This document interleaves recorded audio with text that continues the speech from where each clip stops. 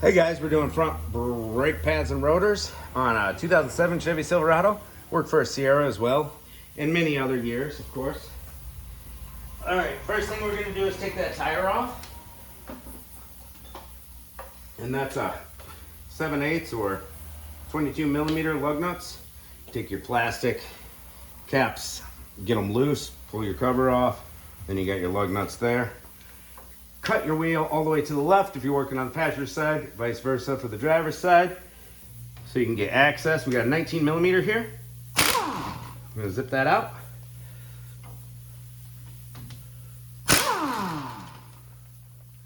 Number dos. All right, grab us a big flathead. We don't care about hurting nothing because we're changing it all. Press that caliper piston back using the edge of the rotor. It's going to allow us to pop this caliper right out. All right. As you can see, I have no sway bar. I'm going to be doing that. I took this little bracket off the caliper, little 10 millimeter for the brake hose, because I'm going to be doing control arms and struts on it later too. All right, now we grab our 18 mil socket, and we'll get that mounting bracket off. Don't let that mounting bracket drop on the ground. We'll get one out. Now the other, and holding it up with my shoulder. Grab it off. Beautiful. Put our bolt in a safe spot. Now this rotor, normally you're gonna hit it on the flat spot of the flange surface to get your rotor off. Right here, in between the lug studs. If you don't want to damage your rotor, if you're changing your rotor anyways, hammer wherever the heck you want to. Get that rotor off. This one just came right off, which is cool. I'll take it. All right. Now it's time to compress our caliper.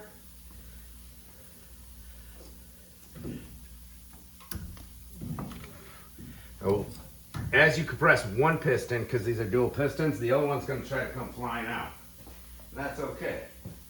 We got a cure for that. You can use C-clamps, giant grips, caliper compression tool. I got a professional kit back there. We're not gonna bust the professional kit out for this. Most people don't have that. See, I'm pressing this all the way in on one side. Ooh, that seal doesn't look the greatest. There we go, it went back in. Thank you, thank you. All right, now we got our hold down tool. What this bad boy is going to do for us is it's going to hold that caliper in place.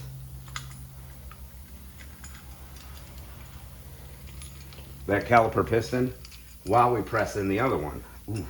All right, it won't go out that far, so we're going to have to use a stopper. An old brake pad will work. We'll smack one of these old brake pads out of this caliper. Snag one of them up.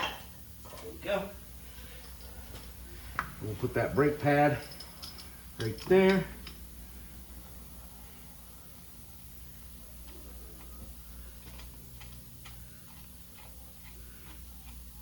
And if you don't have one of these tools are like $5.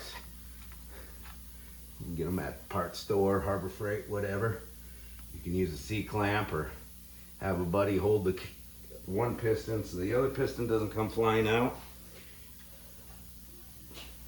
We'll grab this other piston that's extended. Ooh, come on, Jaws. My nut's loose. There you go, tighten it up a little bit.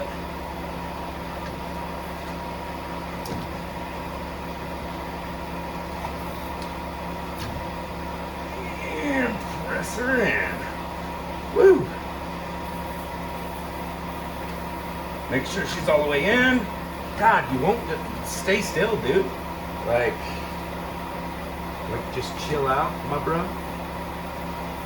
There we go, all the way in. Go, make sure that seal's flat. Now we're gonna just wipe off the caliper, put a little high temperature silicone based brake grease on the piston face and these ears where they touch the pad.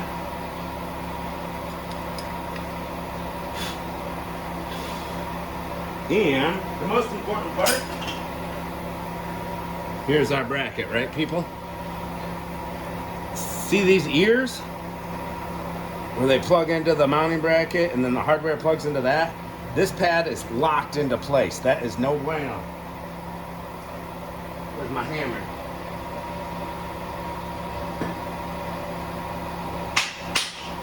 There we go.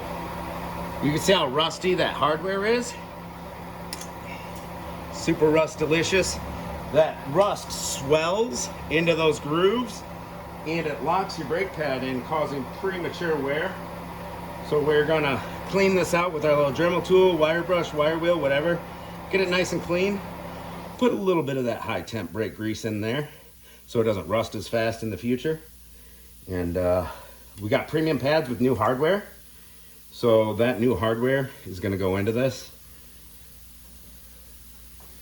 And it's gonna be all cleaned up and greased up. The other thing people don't check is the slide hardware. See that? It's supposed to have grease on it. We're gonna clean and grease these. If yours is lodged in there, seized in there, work it back and forth, try to get it free. And if it snaps off in there, get a new bracket. There we go. Phase 1 complete. Yo guys, the worst part about making YouTube videos, I can't listen to music while I'm filming, you know, copyright. Feel me? All right, let's get these brakes done. We got our brand new shiny rotor out. Spray it down with a little brake cleaner, get that shipping oil off of it. Pop it on there. I put a lug nut on, just hand tight, so that the rotor stays straight. It just makes life easier and only takes a second. We got our mounting bracket. And it's all cleaned up. It had heck of rust in those grooves where the hardware sits. So I put a little bit of high temp brake grease there. AGS Silglide brand. It seems to like last a really long time. And it doesn't like harden up over time like some other brands. So yeah, if you're in the salt belt, that really helps over time. Putting a little bit right there to keep your pads from not freezing in from rust developing. I've gotten some flack for it back in the day, but dude, if you're up north, do it. Do it. Just do it. All right, what do we got? An 18 mil here, guys? Is that what we got? All right, forward. We're gonna get these nice and tight.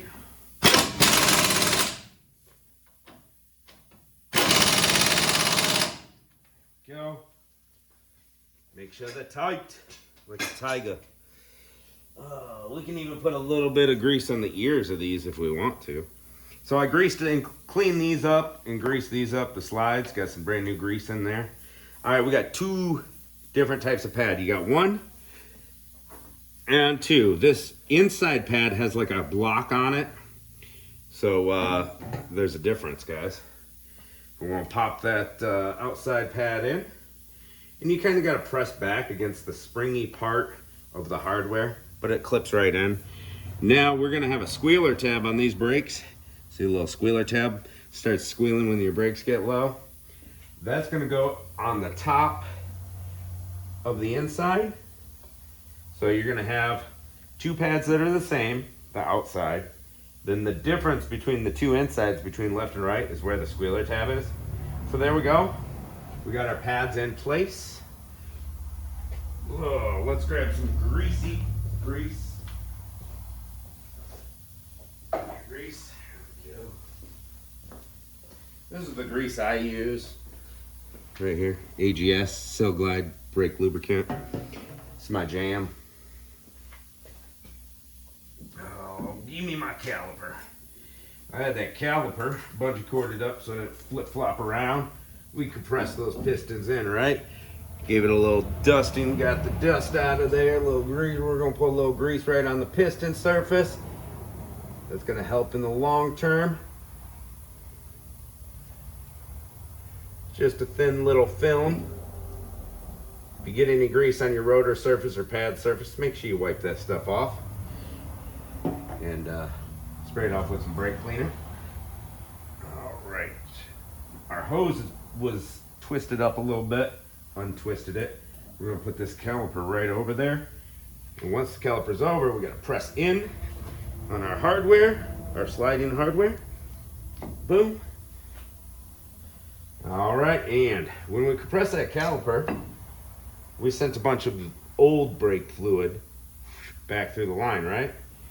After we get everything done, what we're gonna wanna do is give it a good brake bleeding, right? These I do not tighten with the impact. All right, tighten those by hand. Bleed the brakes. There's lots of videos on brake bleeding. I believe this is a 10 millimeter or a 3/8 bleeder. So I'm going to tighten these two up, and then we're going to press once we do the other side, press the brake pedal in about 5, 10, 15 times till your brakes get tight, because those pistons need to squish everything together into a nice little brake sandwich. If you just take off without priming your brake pedal, you're not going to have any brakes till you press it in 10 times. You might go through a wall or something. Don't do that. I can take my lug nut off now. So we're going to prime that brake pedal, and then we're going to open up our bleeder valve and bleed the brakes.